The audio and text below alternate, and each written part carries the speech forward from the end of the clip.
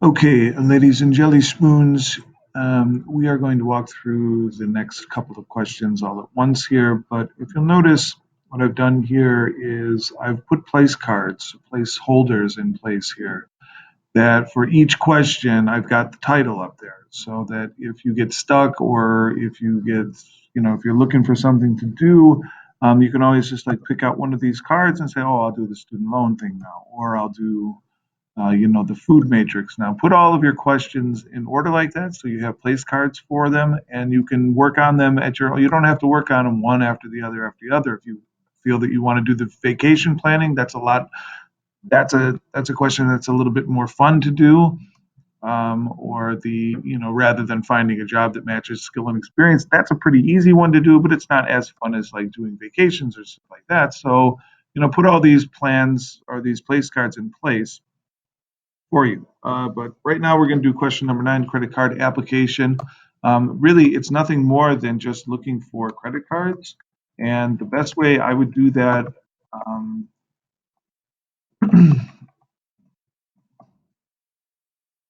is, just a lot of things can be found with Google here. So you just type in best credit cards for beginners with no credit, and it will bring you to thing you want to look at is like you'd never want to pay an annual fee for a credit card because they're charging you interest anyhow. Why would you also pay them $40 a year just to pay that just for the use of their credit card when a ton of different credit card places will give you a credit card for no interest whatsoever. Your interest rate is going to be around 20% anyhow. So um, check take a look at here and one of the best ones for you and just choose one. Like the ones with the annual fee, that's not for you. You don't need that.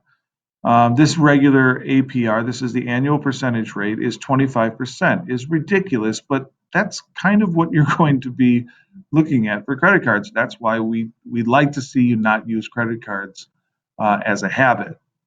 Um, so take a look and see if there's any other credit cards here. Like this one is an annual fee of $50, but its APR is 10%. So that's okay. But again, you don't ever want to pay an annual fee. So let's go. This looks like a lot of annual fee ones. So, okay, we didn't find what we're looking for. Let's move on um, to others.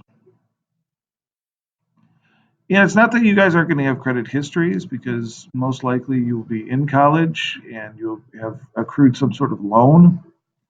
But just for variance sake, here you go. You've got Discover the IT card. Discover matches all your cash back that you've earned for the first year, so it gives you cash back. You're not going to make a lot of money, maybe $20 over the year, but your purchases for your intro annual percentage rate for the first 6 months are 0%, which is fine. That's what they do. They want to get you to use the card. Say, well, for the first 6 months, we're not going to charge you any interest.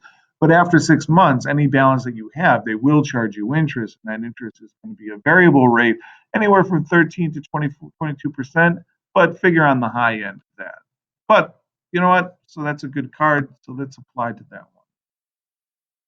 I don't want you to apply to the whole thing. I mean, I don't want you to do the whole application because it's a ridiculous application process.